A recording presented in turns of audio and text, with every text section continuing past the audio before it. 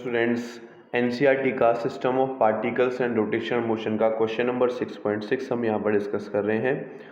कहता है find the components along the X Y Z axis of the angular momentum L of the particle whose position vector is r vector with components x y z and momentum is p with component px py and pz, so that if the particles moves only in xy plane the angular momentum has only a z component. Okay तो दो part में हम इसको solve करेंगे, दो part से पूछा हुआ है इसमें। तो अगर मैं r वेक्टर निकालता हूँ तो बच्चों एक्स वाई जेड की फॉर्म में वो क्या हो जाएगा, एक्स आई प्लस वाई जे और प्लस जेड के। और अगर मैं लीनियर मोमेंटम वेक्टर यानी पी वेक्टर निकालता हूँ तो वो क्या हो जाएगा बच्चों, पी एक्स आई प्लस पी वाई जे और प्लस पी जेड के इक्वल। अब मेरे से पूछता है कि यहाँ पर एंगुलर मोमेंटम बताओ, तो एंगुलर मोमेंटम निकालने का फॉर्मूला क्या है बच्चों, आर क्रॉस पी, यानी मुझे दोनों का क्या करना है, क्रॉस प्रोडक्ट करना है।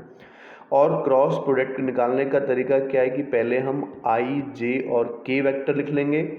फिर इसके कंपोनेंट और इसके कंपोनेंट लिखेंगे, यानी यहाँ पर आ जाएगा एक्स वाई और यहाँ पर आ जाएगा जेड,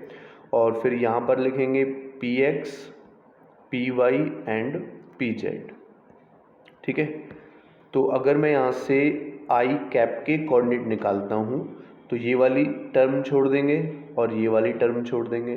तो इसका क्रॉस मल्टीप्लिकेशन इसके साथ और इसका क्रॉस मल्टीप्लिकेशन इसके साथ, तो क्या हो जाएगा वाई पी जेड माइनस के जेड पी वाई, तो यहाँ से आ जाएगा मेरे पास। एंड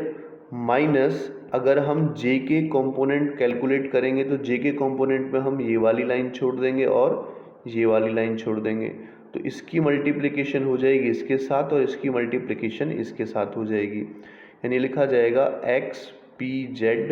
एंड माइनस के जेड पी एक्स। एंड फिर प्लस के कंपोनेंट हम यहाँ से कैलकुलेट करेंगे तो के कंपोनेंट के लिए हम ये वाला छोड़ देंगे फिर ये वाला छोड़ देंगे, तो इसकी क्रॉस मल्टीप्लिकेशन इसके साथ और इसकी क्रॉस मल्टीप्लिकेशन इसके साथ, यानी ये आ जाएगा X P Y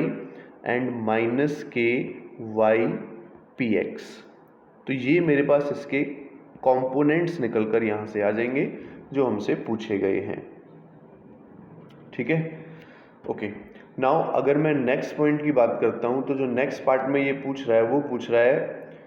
so that if the particles moves only in X Y plane,